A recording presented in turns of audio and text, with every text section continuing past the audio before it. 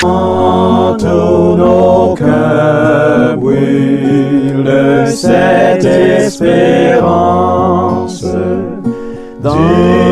retour de notre Sauveur.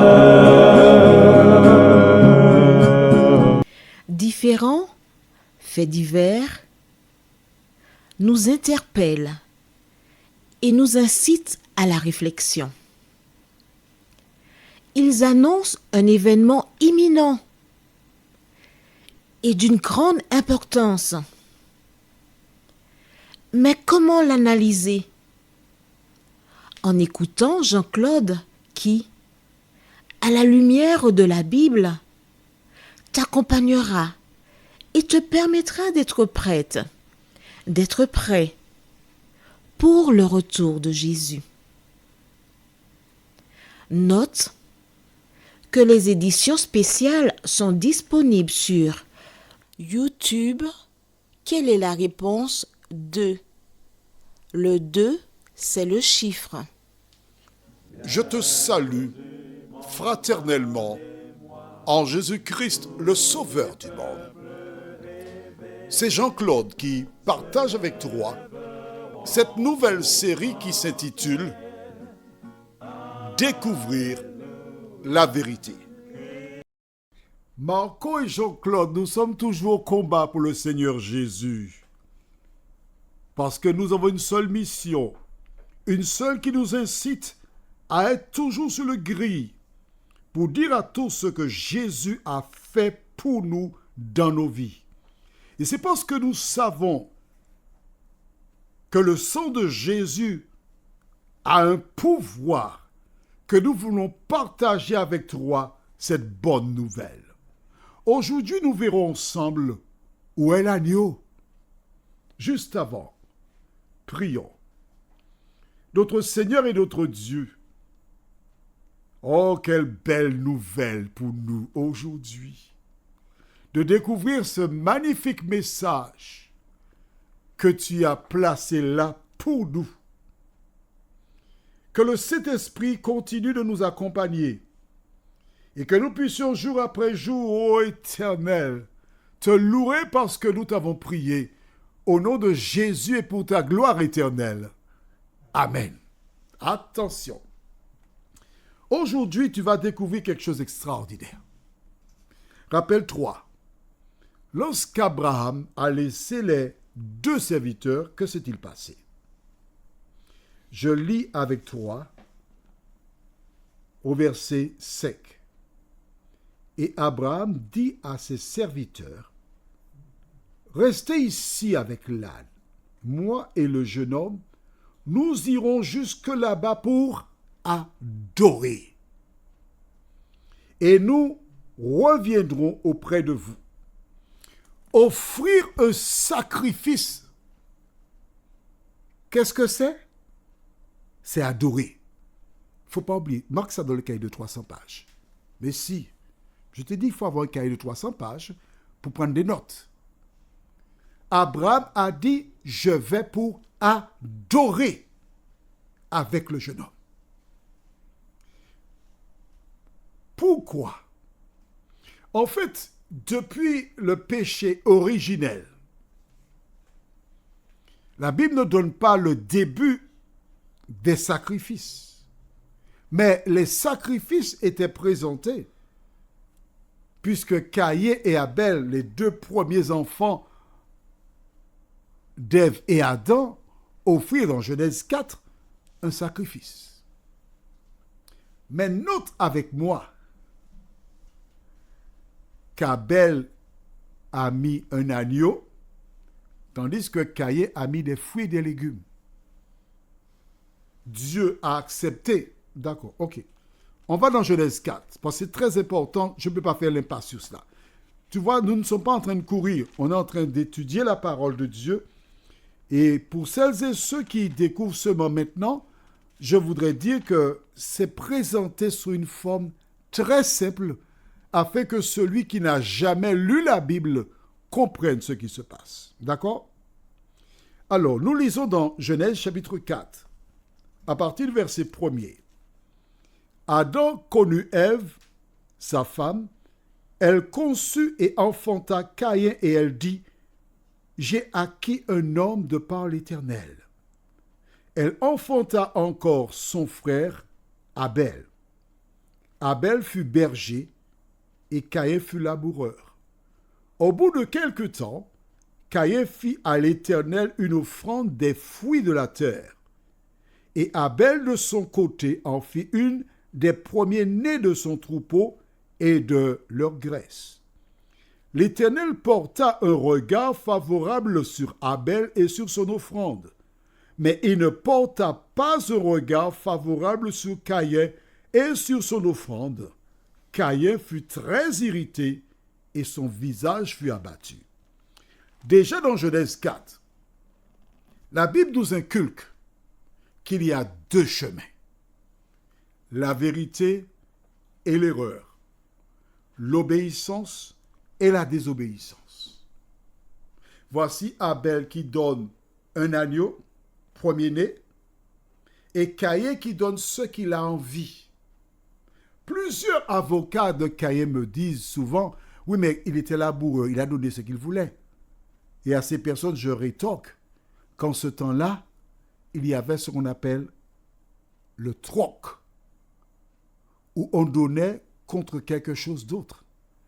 Caïn pouvait dire à Abel, écoute, pour le sacrifice, donne-moi un agneau, je te donne des fruits et des légumes.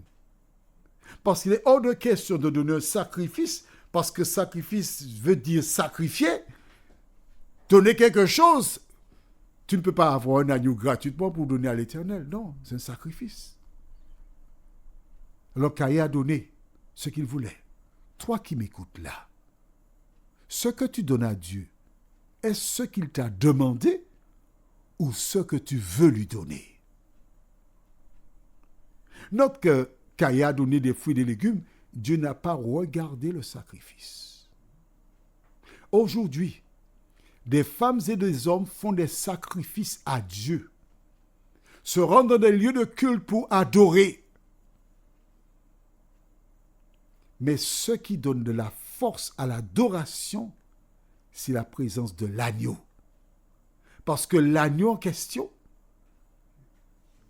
Jean 1, verset 29 le dit, le lendemain, il vit Jésus venant à lui et dit, « Voici l'agneau de Dieu qui ôte les péchés du monde. » Celui qui ôte les péchés du monde, ce n'est pas un homme, mais le seul qui ôte mes péchés, c'est Jésus de Nazareth.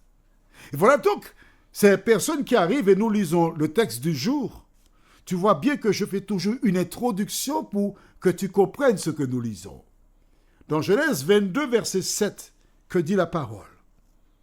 Alors Isaac, parlant à Abraham, son père dit, « Mon père » et répondit, « Me voici, mon fils. » Isaac reprit, « Voici le feu et le bois, mais où est l'agneau pour l'Holocauste? » Tu vois, Caïn avait offert des fruits et des légumes, Dieu avait refusé. Des siècles plus tard, voici Abraham qui va offrir un sacrifice. Et Isaac t'apprend, m'apprend, nous apprend que lorsqu'il y a sacrifice et un agneau, l'agneau c'est Jésus de Nazareth. Or, faire cet acte-là, c'est quoi? Rappelle-toi, Abraham avait dit aux serviteurs, nous allons adorer. Mon ami, écoute bien. Toutes les fois que tu te rends quelque part pour adorer, il est fondamental, il est indispensable que tu aies Jésus pour sauveur personnel. Toutes les fois que tu vas dans un lieu pour adorer, tourner tes regards vers Dieu. Le seul qui doit attirer ton attention, le seul vers qui tu dois tourner tes regards, c'est Jésus de Nazareth. Pourquoi? nous aurons l'occasion prochainement de voir un rêve que fit le fils d'Isaac, soit le petit-fils d'Abraham. Il se prénomme Jacob. Je t'en parle maintenant. Pourquoi? Pour te familiariser. De telle sorte que lorsque nous arrivons sur ce récit, il sera facile pour toi de mieux comprendre. Isaac avait aussi une femme stérile. Il a prié et l'Éternel a permis qu'elle enfante des enfants. Mais on ne mentionne que deux. Jacob, du moins Ésaü et Jacob, des jumeaux. Mais il y avait une rivalité. Isaac préférait Ésaü et la maman préférait Jacob. Il y a une histoire que nous aurons l'occasion de voir prochainement. Et Jacob a supplanté Ésaü. Ulcéré, Ésaü dit, je vais tuer Jacob. Lorsqu'elle entendit cela, elle dit, Jacob, va te cacher chez mon frère Laban. Et Jacob s'en va en direction du domicile de son oncle Laban. En chemin fatigué, il prend une pierre et il pose sa tête dessus pour dormir. Et dans la nuit, il a vu une échelle qui reliait le ciel à la terre. Écoute bien, attentivement. Des anges qui montaient et qui descendaient sur l'échelle. Il n'y avait pas des échelles, mais une seule échelle. Des anges qui montaient et qui descendaient. Effrayé, il s'est réveillé, il a dit, oh, certainement c'est la maison de Dieu ici.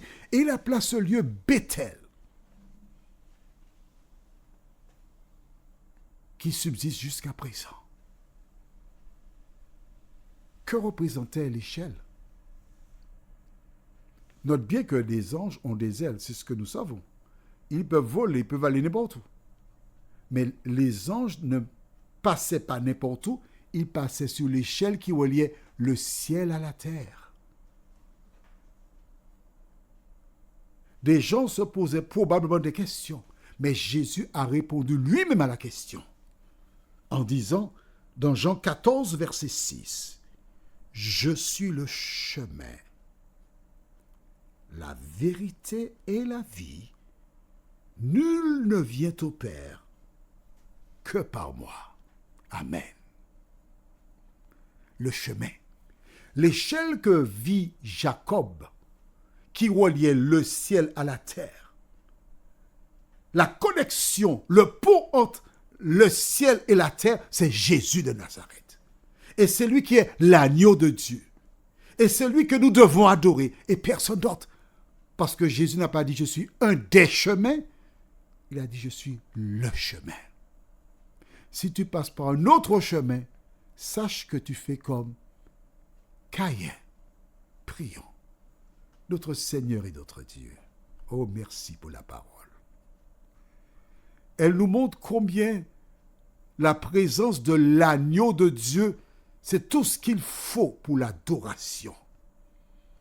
Depuis ce moment d'Abraham, où le jeune Isaac mentionne cela, nous le comprenons. Merci Seigneur de nous aider à garder nos yeux que sur Jésus, notre seul Sauveur, nous t'en prions, en son nom et pour ta gloire éternelle. Amen.